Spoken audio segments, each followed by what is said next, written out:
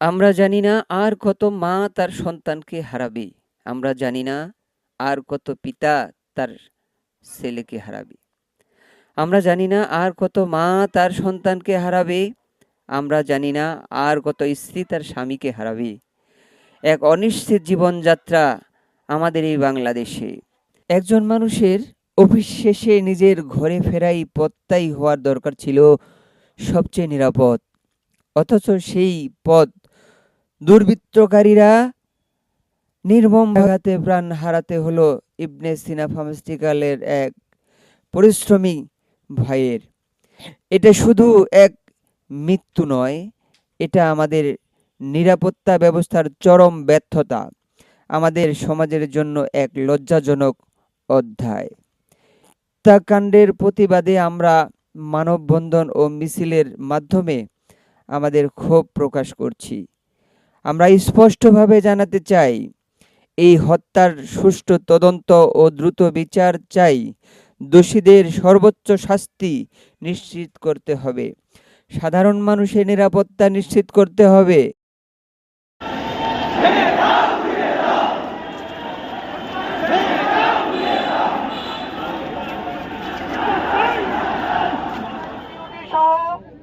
রাত্র 8:30 পর্যন্ত ডিউটি করেন। এরপরে তিনি চলে আসেন। আজকে সে আর ডিউটিতে যাননি। তখন আমরা খোঁজ খবর করতেছিলাম। তার ওয়াইফ রাত্রে এসে কান্নাকাটি করেছিল যে আমার স্বামী আসেনি। এই খবরটি হয়তো সবার কাছে পৌঁছেনি, যার কারণে আমরা রাত্রিবেলায় তল্লাশি অভিযান চালাতে পারিনি। সকালবেলা দেখলাম যে কোনো এক অজ্ঞাতনামা লাশ পড়ে আছে একাডেমির গেটের সংলগ্ন পূর্ব পাশে। এরপরে আমরা তখন খোঁজ করতেছিলাম যে আমাদের বুলবুল ভাইকে পাওয়া যাচ্ছে না। আমাদের প্রতিনিধি 1-2 শ্রমিক পাঠিয়ে দিলাম শনাক্ত করার জন্য।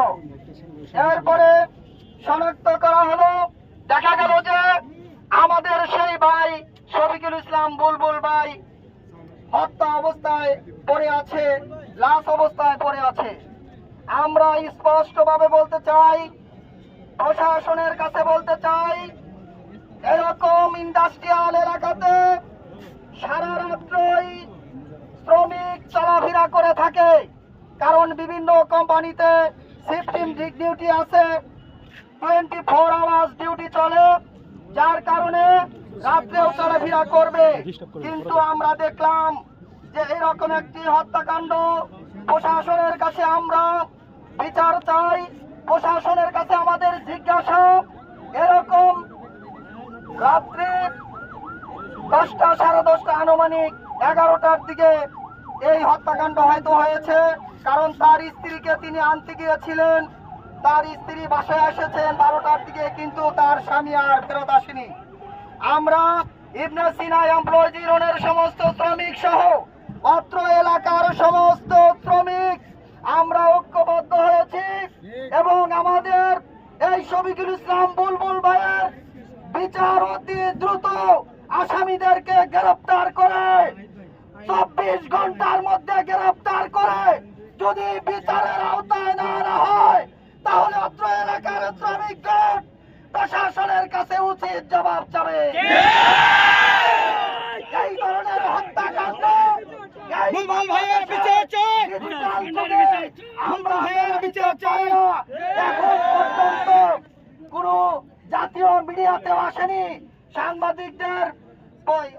সাংবাদিকদের তৎপরতা থাকলেও কোনো মিডিয়াতে আমরা দেখিনি। এবং প্রশাসন এখন পর্যন্ত কোনো খুনিকে গ্রেফতার করতে পারে নাই। বাংলাদেশের শ্রমিক সহ সকল শ্রমিকের জিজ্ঞাসা, কেন এই ধরনের হত্যাকাণ্ড হলো? বিশেষ করে এখানে আনসার ক্যাম্প রয়েছে, তার সামনে এই ধরনের একটি খুন আমরা এটা কখনো প্রত্যাশা করিনি। চাই সরকারের কাছে এবং প্রশাসনের কাছে দাবি জানাই, এই রাস্তাকে নিরাপদ করতে হবে। ছিনতাইকারীরা মাঝে মাঝে রাস্তায় ডিস্টার্ব করে আমরা খবর শুনতে পাই। কেন প্রশাসন এটা ব্যবস্থা নেয় না? প্রশাসনকে অবশ্যই ব্যবস্থা নিতে হবে।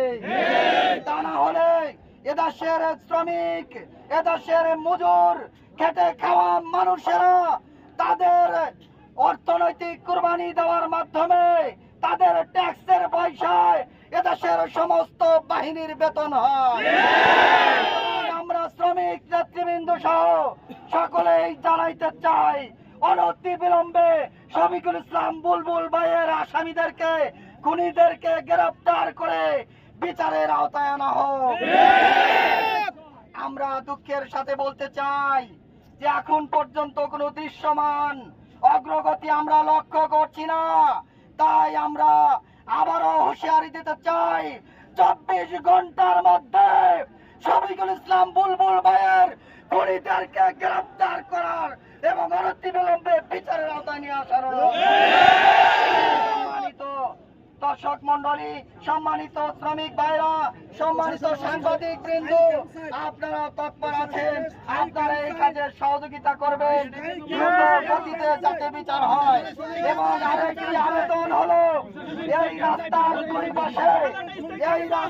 দুই পাশে কোনো সিসি ফুটেজ নাই। সিসি ফুটেজের ব্যবস্থা করা সরকারের কাছে, প্রশাসনের কাছে, কালিয়াকুর প্রশাসন সহ বাংলাদেশের সকল প্রশাসনের কাছে আমাদের দাবি হলো দুই পাশে সিসি ফুটেজ ব্যবস্থা করা। এই ধরনের হত্যাকাণ্ড বা কোনো দুর্ঘটনা ঘটলে সাথে সাথে খুনিদেরকে শনাক্ত করা যায়। আমরা জানি এদেশের পুলিশ বাহিনী অত্যন্ত সজাগ রয়েছে এবং পুলিশ বাহিনী ইচ্ছে করলে 24 ঘন্টার ভিতরে গ্রেফতার করা সম্ভব। এদেশের গোয়েন্দা সংস্থা তারাও তৎপর আছে, ইচ্ছা করলে, সদিচ্ছা থাকলে দ্রুত গ্রেফতার করতে পারবে।